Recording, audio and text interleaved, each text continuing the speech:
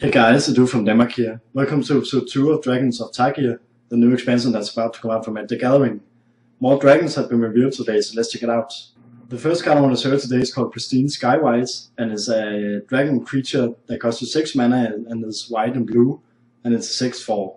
It got flying, and whenever you cast a non-creature spell, untap Pristine Sky it gains protection from the color of your choice until end of turn.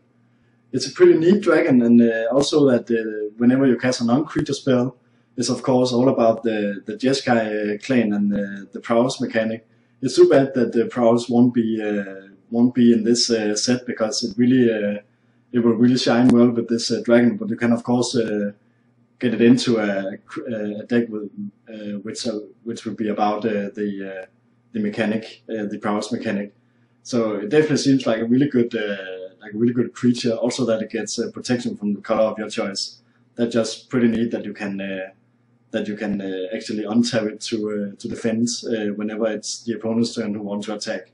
So it definitely seems like a really good creature. Arasin Subbion is the green and white dragon creature that costs you 7 mana to cast, and it's a 6/6 and got flying.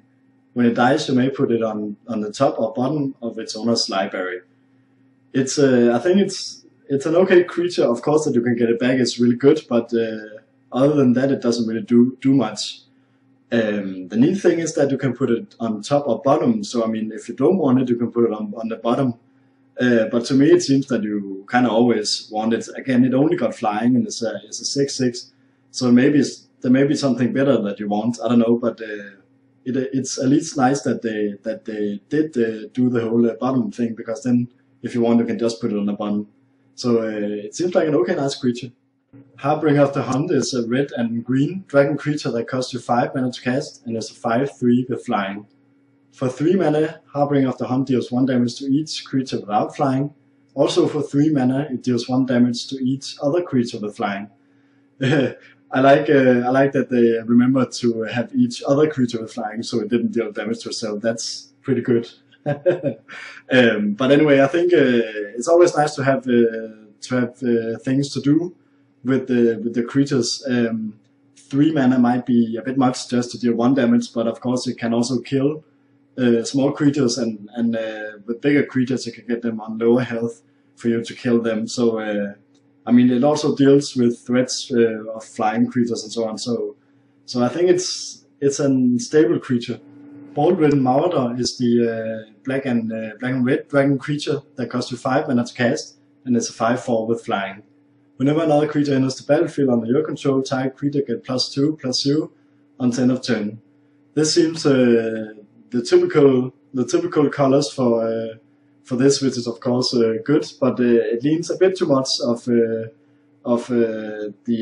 black and red creature we had in Fated Forge. So in that way it's a bit boring, but of course it gives you +2/+0 of your choosing, which seems really neat. So it's of course a really aggressive creature to have in especially a Mardu deck, for instance.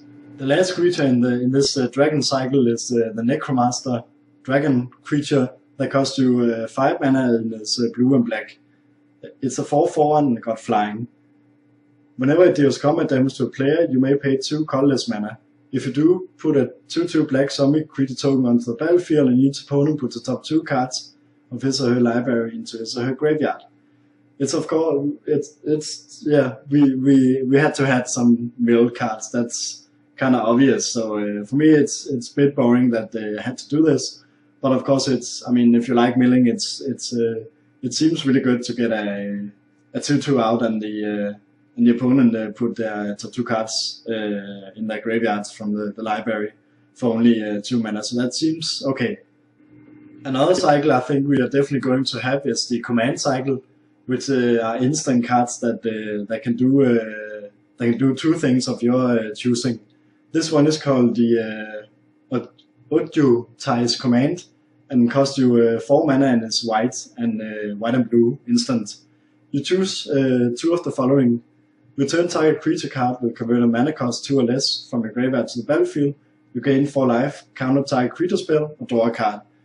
The good thing about this, again, I think it's definitely going to be a cycle, is that you choose two of these 4 things, and all these things is actually really good. Again, it's all about where you stand in the fight at the moment, so you can choose 2 things that stand out the best to you. So I think this cycle is going to be really neat, and on this card, these four things seems really cool. Just to counter target creature spell and then get one of your own creatures back to the battlefield, for instance, is 2 awesome things. So I mean, it definitely seems like a really good card, and also a really good cycle we're going to have. The last card I want to show you today is called Shaman of the Forgotten Ways, and it's a green human shaman creature that costs you 3 mana to cast, and it's a 2/3. You can tap it to add 2 mana in any combination of colors to your mana pool. Spend this mana only to cast creature spells.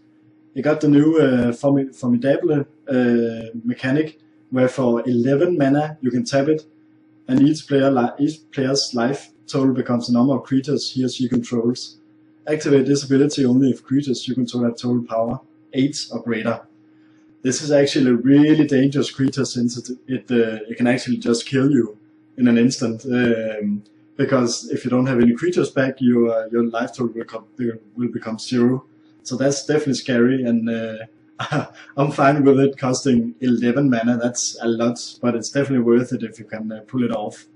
If you look outside the mechanic, this creature lets you add 2 mana in any combination of colors to a mana pool to spend it on casting creature spells, which seems really good. So in general, I definitely think it's an awesome creature to have. Those are cards I wanted to show you today. You can leave me a comment down below and tell me what you think of the cards we have seen so far, and the Dragons of Tarkir in general.